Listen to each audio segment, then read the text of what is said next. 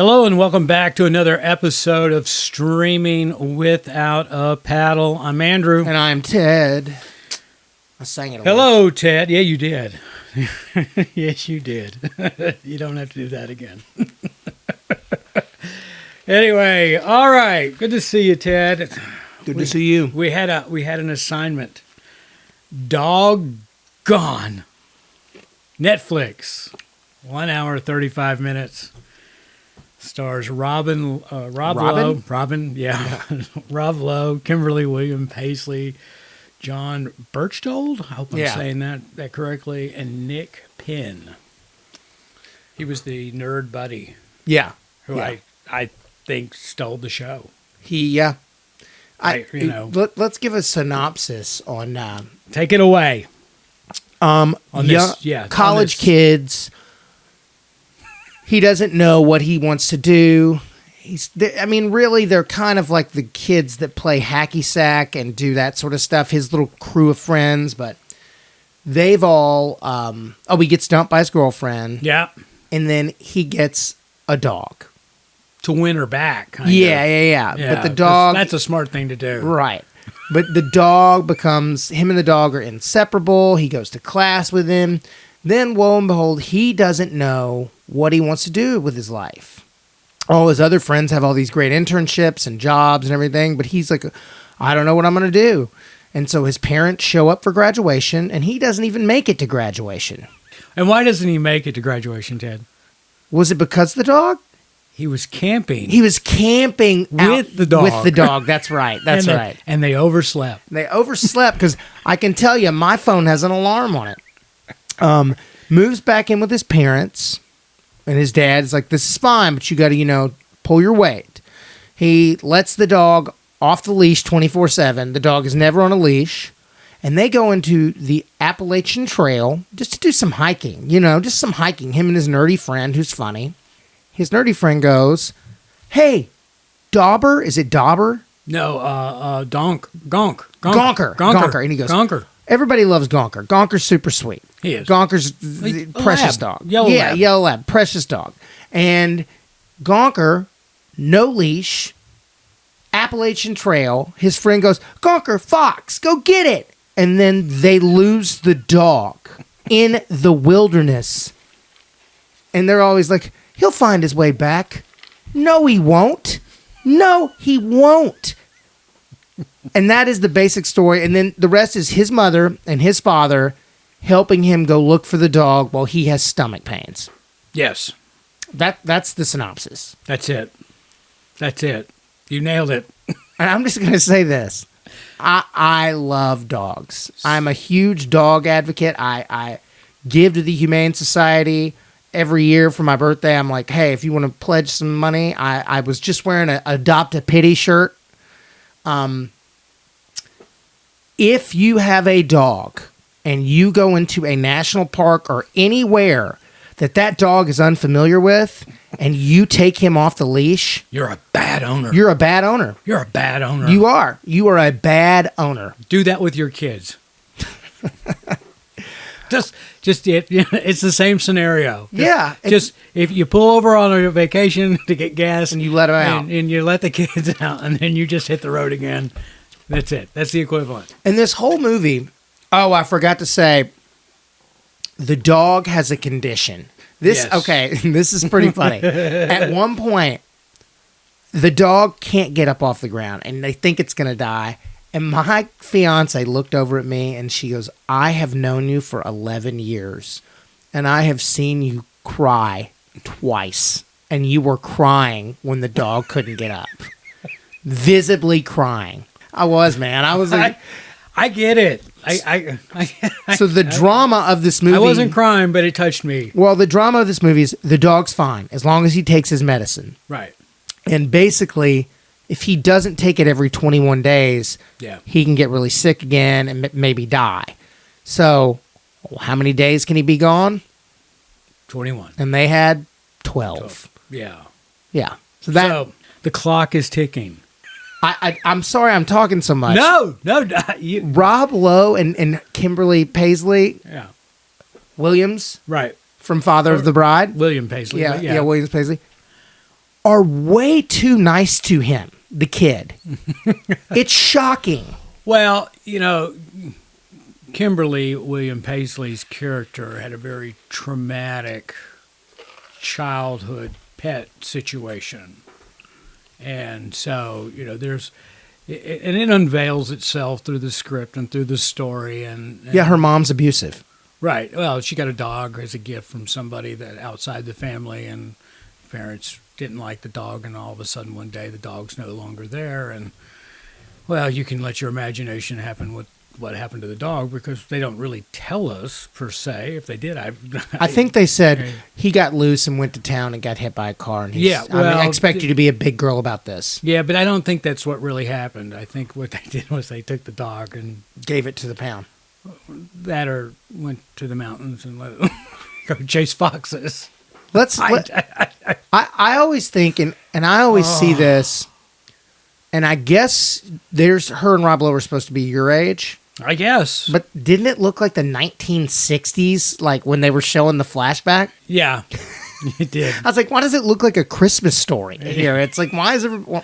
Yeah, the use of sepia tone and all that. Yeah, it wasn't the late 70s or early 80s. No, it was not. No. It was also her dad was in the military. I didn't think about that. Yeah. I didn't think about that, but you're absolutely correct. It should have been the early 80s. It should have been. It should have been the early 80s. Because you were born in 67? Oh my God, you're absolutely right. It was like 1950. Yeah, that's what I'm saying. They were in 1950s cars. So the car that pulled up was like a 1950s. Oh my God, you're absolutely right. He's got a Studebaker. Oh. You're absolutely right. And it should have been more like he's in a Trans Am in 1982. Right. Because she's in her... Oh my God. I think that she's maybe 50. She might be 49. In the movie or in real life? In real life, yeah. I think she's 50. Okay, yeah, I don't know. But not 70. No.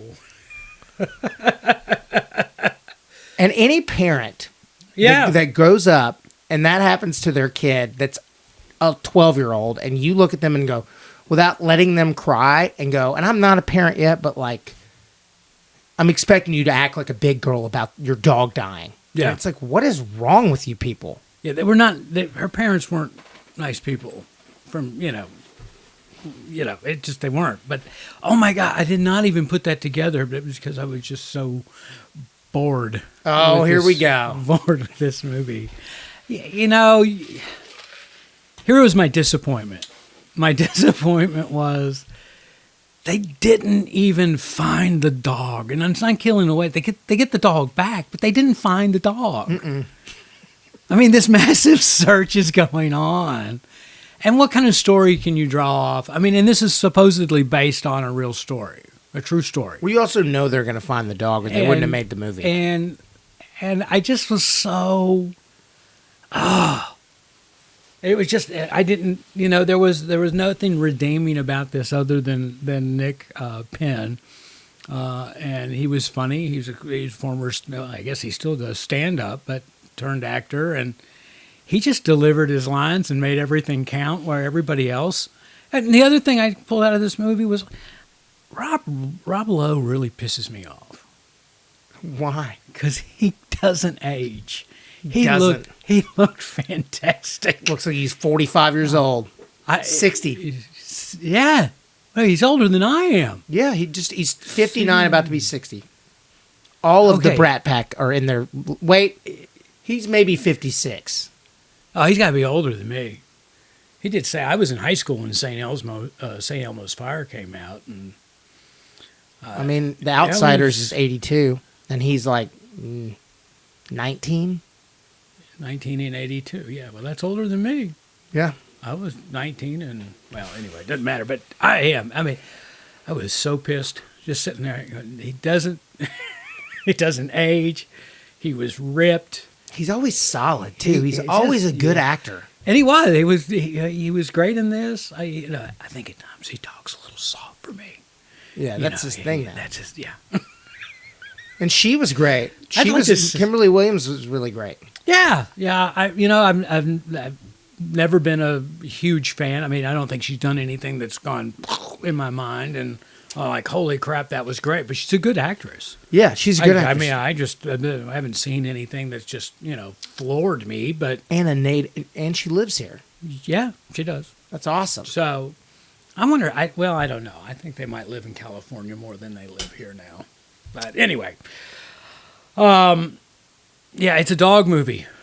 Yeah, the dog is cute. A dog movie, and there's a lot of driving around in cars looking and walking in the woods, and the kid is super unredeemable. He's not likable. He is. You don't like him, and honestly, I felt bad for Rob Lowe and Kimberly Paisley. Their characters. I felt bad for them more about the dog than I did the kid, because I think the real kid is unlikable. He's like he was probably like a dirty hacky sack, like not Grateful Dead, but Widespread Panic kid. And at the end, here's one for you. He's like a scuba dive instructor in some, I don't know, like, I don't know. Belize or something. Yeah, somewhere like that. Yeah, and he just looks like he just doesn't think about anything. The real guy looks like he couldn't care less about anything. And it bothered me. And I'm like, you shouldn't own a dog. He figured out what he wanted to do. Yeah. Just outdoor stuff. So, anyway. Yeah, Rob Lowe pissed me off because I'm sitting there looking at him going, why in the hell can't I look that way? Because we're about the same age. Actually, he's older than I am. And, the whole Kimberly William-Paisley story with the abusive parents, the emotionally, not physically, emotionally abusive parents, that was a turn-off for me because I don't like negative stuff in movies. And you're absolutely right. The kid, the only thing that I liked was the dog. Yeah, the dog is super likable. This dog is Nick and Nick's character. I mean, I was like, oh, good, Nick's back. And I was like, the kid, there's a scene, doesn't ruin anything. These kind of, I guess, redneck guys kind of try to start a fight with them. And of course, he's like, half the reason the kid was good at the part. Yeah. The part just isn't, the real person is not likable. Well, I don't know him, so. No, but I mean, the character. Yeah. Right, the character, right, yeah. Yeah, and they're about to get in a fight, and like, he mouths off to these two rednecks, and it's like, you weigh 115 pounds. Yeah. Half the reason you got cast is because you're a very thin person. Yeah. Like they're in a bar eating dinner when this happens. Thank God 60-year-old Rob Lowe, who's ripped to the tilt, walks up to these two rednecks, and they, like myself, were pissed off that this old dude looked so good. They walked away. Hey, man, you just got to get those Atkin bars. Oh, my God. That's what it is, Atkins. That's what it is. And exceptional genes. Yeah. Well, like, it's like Brad Pitt. Look at Brad Pitt. It's like, you just have exceptional genes. I know my gene pool, and I can't think of anybody in there that has the physique and the looks. My gene pool is that I can really do manual labor for a very long time, and I can party very hard and look very young for my age. You do look very young for your age. I mean, I'm sitting here across from you, and I'm picturing I see you. If I didn't know you and somebody said, "How old's Ted?" I'd say 33, 34. That's what I usually play. There you go. It's a lot of beard dye going on here, Andrew. A lot of beard dye. I don't have to dye my hair yet, but it's coming. Yeah, well, I'm not going there. The man with the gray hair. But anyway, doggone. Netflix, 1 hour, 35 minutes. I think you can find something better to do with your time. He's also if you're not. I love dogs too. If you're not watching, I wore a cat shirt for Andrew because he's a cat man. Well, we're cat people because my children are involved with cat rescues, and so we are by default a cat home. And that's cool. How it started. I like your cute little cat. He's cute. And we're basically. So you're not going to mention the other 7? There's a lot. There's a lot of cats here. We are currently. In matter of fact, my sidebar here. My oldest child is really involved in the cat rescue, and I'm all for it. I love it because I do love cats as well as dogs. But she rescued a mother and 5 babies, and it looks as though the mother came to us also pregnant again. So we're anticipating any day now, because she's acting weird and seems to be nesting, and more kittens. Are these going to be homed? We hope so. We're not keeping them. I That's know what you're we not keeping do. them, but We're fostering all these cats right now. We have two permanent cats. Both of them were rescues. I mean, it's not like we went out and, somebody had a litter and bought the cats. We rescued these cats, and they just stuck with us. And so at Christmas we got a mom and 5 kittens that were 4 or 5 weeks old, and so we've been taking care of all of them, and Mama, it turns out she looks like she's pregnant. You're going to be providing us with more kittens. But those kittens up there, even though they were stray, are pretty socialized. Like they were too young to be feral. Like the mom. Well, right, mom is feral. Mom is feral. She looks like she does not want you to touch her. And no, she doesn't. We have these massive gloves that we wear when we reach into the kennel and give her the food and the water. But we're trying to domesticate her. She's getting better. So that's the thing. I'm going to say this. So I found a cat, and I texted Andrew about it, and I was trying to get advice because the cat, I couldn't leave it outside. It was when it was like sleeting and everything, but I also can't bring it in because I have a dog, and dogs generally don't like cats. So I homed it at my friend Mindy's, and she's going to keep the cat with her other 17-year-old cat, and this cat's maybe 3 months old, maybe 4. But it's just interesting. I get the point that cat people make is that, cats are good by themselves. They can do their own thing, and then they'll still come to you in love. My dog is like a 3-year-old that loves me the most, that if anything he's ever seen. Yeah. And every time I walk in the house, it's like, the first time he ever saw you. Oh my God, this is so exciting. Come here. And then I say, hey, Booby. And I go, come here. And I go, give me a hug. And he comes and he puts his whole body on me and we hug. And then I go, do you want to go out? And but that's the drawback. You have to walk them. I had a yellow lab, Dallas, and she was awesome. I loved her to death. And when she passed, I said I'd never have another dog. They're just because I loved her so much. Right. They're just too. She was the same way. They're like your children. Yeah. And my mom can't get a dog since her dog died. She just said, I can't deal with it. Yeah, I couldn't after Dallas died. And then the kids, as they grew, and they picked up a couple of strays, and we've just been cat people ever since. So, all right. Sidebar. Well, it's not really, because it's talking about pets. It's more interesting than the movie. And, yeah. It's more interesting than the movie. Yeah. You know what? This movie was not as good a version of, and I don't think did we talk about the movie where the dog that's not supposed to be a cop dog trains, like this guy really wants to be canine unit.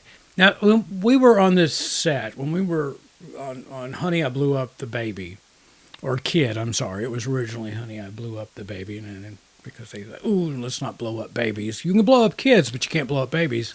Rescued by Ruby. No, we didn't see that. I think that's before we started, but Rescued by Ruby is about a guy who wants to be in the canine unit, and they won't let him in, and they won't give him a dog because they don't have another one, so he goes and adopts a dog that's been a bunch of trouble and been returned a bunch, and he just trains it, and they become besties, and they become real canine. It's a true story. Okay. That's what much more heartwarming version of this.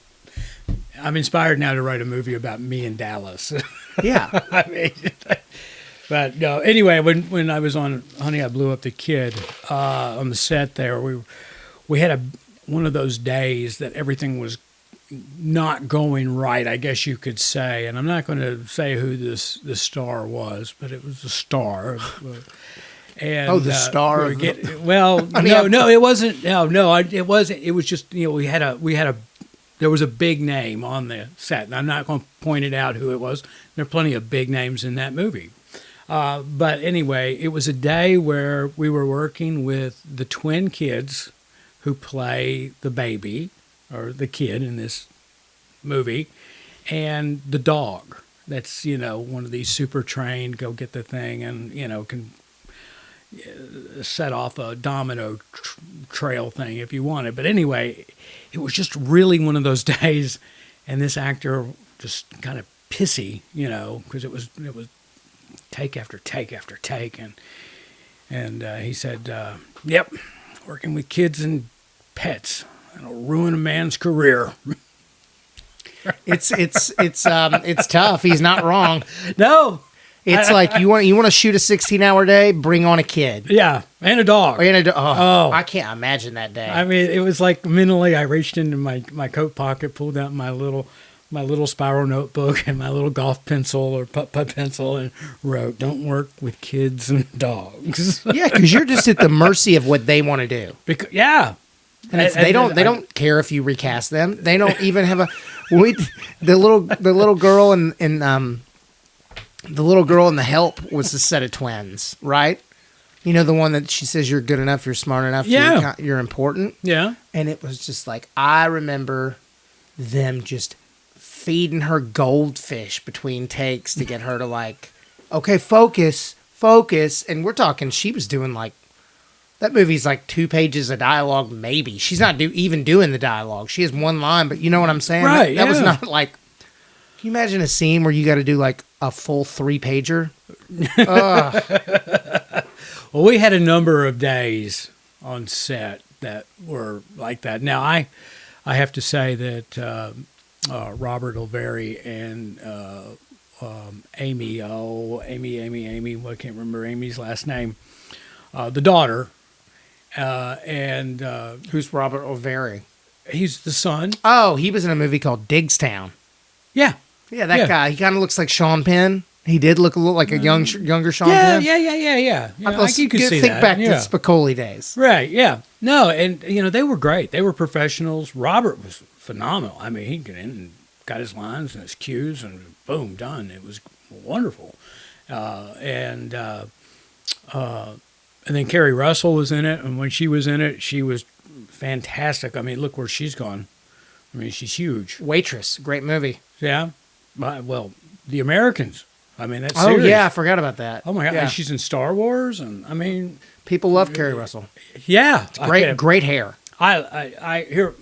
What we would do on set, every day we had a deck of cards, and you go in... We had 2 decks of cards, and every day you go in and you would buy a card out of the one deck for $5, okay? And then they would take the other deck, and somebody, designated drawer, would draw one card out of that deck. And if your card matched the card drawn, you won all the money. And at $5 a card, that was every day on the set. That was, and I didn't, I didn't play. Carrie came up to me and she was like, "Hey, we got one card left. You want it? You want to buy it?" And it was Carrie. And I had known Carrie from working at the Disney MGM studio, so we had a rapport. And I was like, all right. So I gave her my $5, and I took the card, and she was the designated drawer that day, and she drew my card out of the other deck. Yeah. And that's probably a 150-person crew, right? That's a big Well, crew. it's just, 52 cards in a deck, so 5 times 52 is $250 thereabouts. So... Yeah, no, it was a nice day. In the 90s, that was a lot. Yeah, it was a nice day. Then, of course, the rest of the cast were, the crew. After that, it was like you're required to play if you win because you got to give the money back. Yeah. So, but anyway, the movie is doggone, has nothing to do with cats. And as you can tell by this podcast, that we didn't have a lot to talk about this movie because there's just not a lot to talk about unless you like cheap hotels and dining in bars. I would say, yeah, there's not much to say. This is the typical Netflix movie that I talk about, where it's like a low-budget Netflix movie that's not written very well. They crank out 20 of them a year. It's basically like if TBS back in the 90s made a television movie. Yeah, it's, after school special. Yeah, it's what it is. It's an after school special. It's great for the kids, I guess you could say. Teach them a little responsibility for their pets and provide them with maybe an understanding that pet is work. Mm-hmm. And, if they're, I don't even know if they're capable at that age, is to realize that there will become an emotional attachment to that animal. Are you ready for it before we get this pet? I would say better movies about dogs, though, that have come out recently. The Ruby one that I mentioned earlier, Dog with Channing Tatum is also a good one. Uh-huh. That might be the only ones specifically about dogs, but they're both better. I don't watch a lot of dog movies. Why would you? I mean, I just, it's like, oh, here's a story about a dog. No, I could care less. I had a dog. I loved the dog. Dog died, and I never wanted to have another dog after that one because I loved it so much. Andrew is cold-hearted. We're just going to say, I'm kidding. No. I guess the best thing to say about this movie is adopt, don't shop. That's what I would say. Right. If you're going to go look at a dog, they adopt this dog in this movie from the pound. Yeah. It makes the dog feel better. It makes you feel better. Exactly.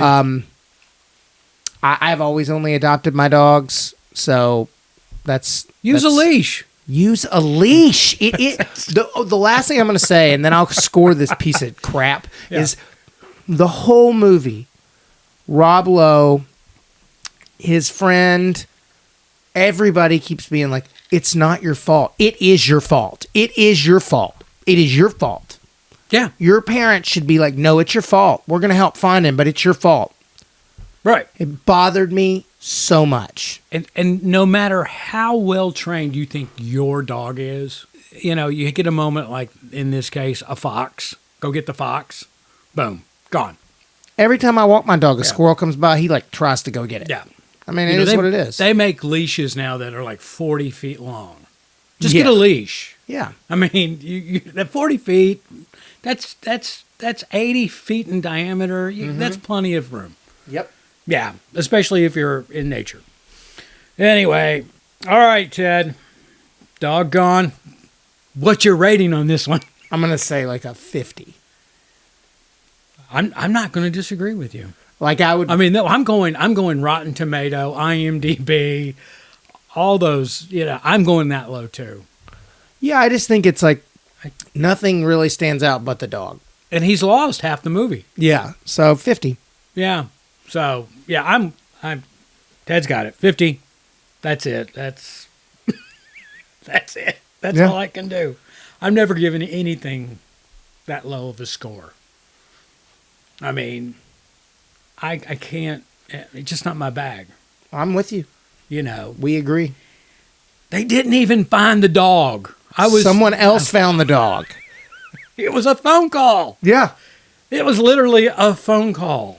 Like, we're ruining the movie for you because you shouldn't watch it, but it's just like the dog comes out of the wilderness, someone finds him and calls. And the dog steals his donut because the kid's feeding him donuts. Yeah. So the dog likes donuts and yeah. And Rob Lowe, would you do me a favor? Would you eat a donut? Would you stop looking so damn good? Pisses the rest of us off. Holy smokes.